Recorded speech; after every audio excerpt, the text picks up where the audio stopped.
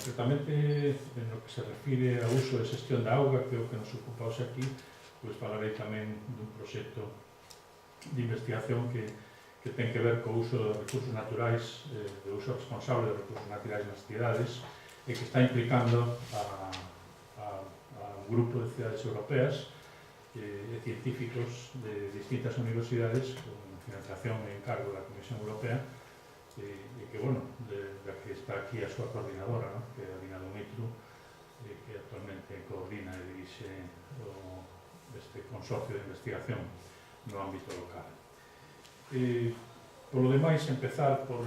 dar as gracias á Fundación Luís Tilbe por ter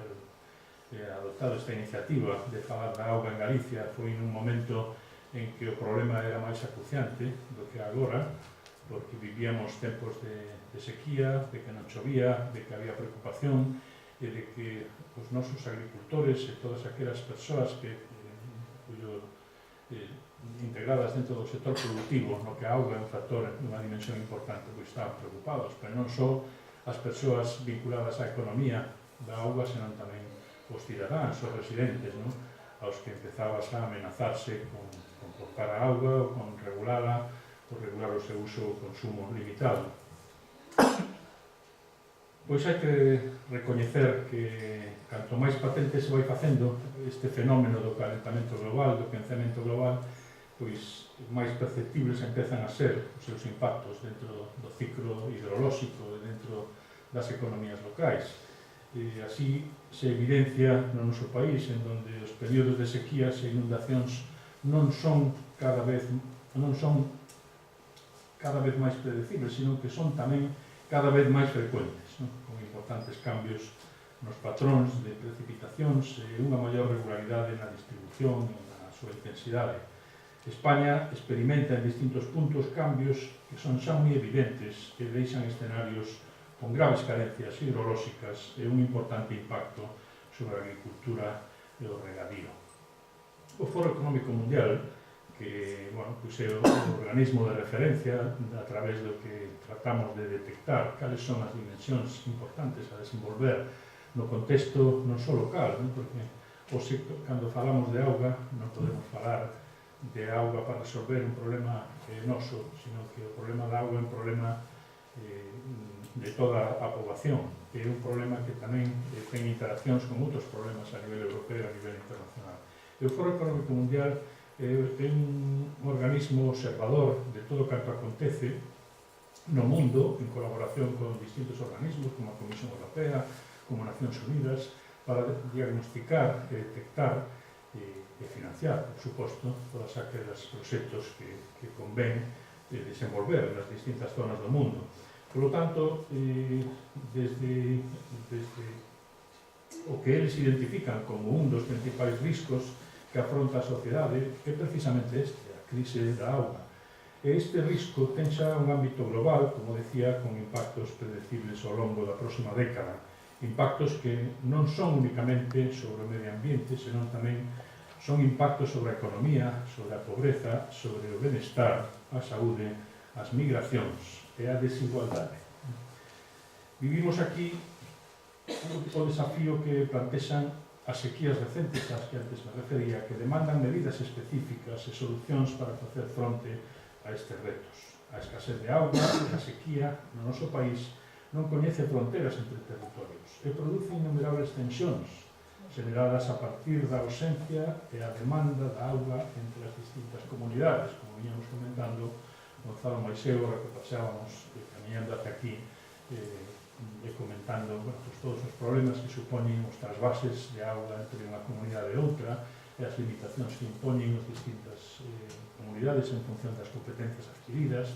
e son cuestións que, claro, que obrigan a reflexionar claramente sobre os valores que rixen a dirección de políticas responsables, que son tamén políticas de responsabilidade, que son políticas de solidariedade. Fai falla cada vez máis unha política, por tanto, de cooperación solidaria entre comunidades autónomas, así como entre os diferentes sectores e grupos de interés nos ámbitos da enerxía, da agricultura e da industria. Estas políticas deben ser impulsadas dun modo xeral para evitar non só impactos maiores, senón desequilibrios na atención a estes problemas. Por ello, a política da auga, en primeiro lugar, debe ser unha política compartida que implique a participación de todas as comunidades e os seus axentes sociais, económicos e políticos. Unha política racional da auga e da xestión da súa carencia debe contemplar tres cualidades chave se queremos considerar a auga por riba de calquera outra consideración de orden político-económico. En primeiro lugar, é un elemento indispensable para a vida do planeta. Esa é a visión global que debemos de formular. En segundo lugar, é un ben público. En terceiro, ostenta a categoría de dereito recoñecido. E así o vemos desde o Grupo Socialista, que son principios que inspiran a base da nosa acción política.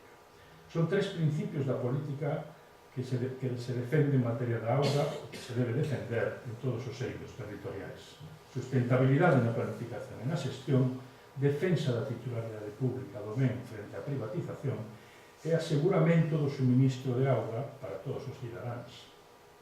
Considerando todos estes principios básicos, que era necesario mencionar para centrar a filosofía que debe servir de base á adopción de decisións políticas responsables, hai tamén tres aspectos críticos que me gustaría sinalar aquí e que teñen que ver co que ven facendo o goberno desde o verano do ano pasado, o goberno do Partido Popular, e que se refiren á insuficiencia nas medidas que eles impulsaron co Real Decreto que promulgaron a principios do verano, que recollía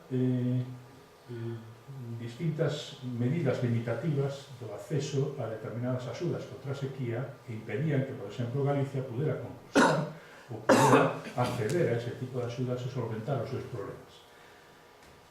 Pero tamén o decreto amosaba tamén unha falta de definición na maneira de construir estas políticas. Políticas construídas de maneira vertical, de maneira autoritaria, sin establecer ningún tipo de participación, sin escoitar as organizacións de agricultores, organizacións sindicais, organizacións sociais, que tiñan moito que dicir. Deste xeito, nada máis coñecer o texto do Real Decreto, pois non houve máis que reaccións en protesta. Que se o decreto non cubría isto, non cubría outro, carecía de problemas básicos de xestión que podíamos denominar xestión responsable e cooperativa, e, por lo tanto, así foi aprobado no Congreso dos Diputados impulsalo como un decreto-lei do que falará o meu compañeiro Gonzalo, dado que, ainda cos dous participamos na subcomisión que se creou específica para a preparación deste Real Decreto e para a elaboración das distintas enmendas, pois, hubo certo éxito porque das 22 enmendas que se presentaron foron aprobadas con unhas 19. E se correxiron moitos dos problemas gracias á nosa intervención. Por lo tanto, problemas relacionados coas moratorias e cotizacións á Seguridade Social aparecían, planteaban moitas dúdas na aplicación do Real Decreto e a quen iba a beneficiar. É dicir, que tipo de equilibrio iba a favorecer dentro do desequilibrio que producían as mesmas sequías. Por outra parte, o decreto só falaba de excepcións en relación coas concas hidrográficas do Tajo, Segura, e cando tamén deberían contemplarse estas excepcións no Río Douro e no Júcar, pero tamén en moitas outras onde a sequía, incluída Galicia, estábase facendo notar. En definitiva,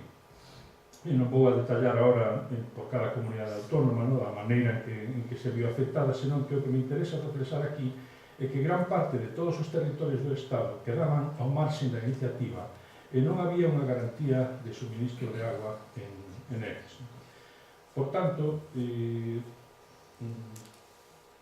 nos recoñecíamos a ausencia como partido de solventar os problemas que a sequía xeneraba e consideramos que as medidas adoptadas polo goberno foron insuficientes e tamén foron improvisadas, facendo do texto do decreto un documento pouco ambicioso e que verdadeiramente non establecía máis que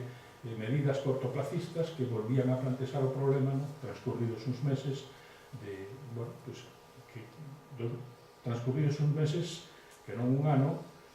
que o impacto do cambio climático está introducindo cambios nos ciclos, adiantos, retrasos,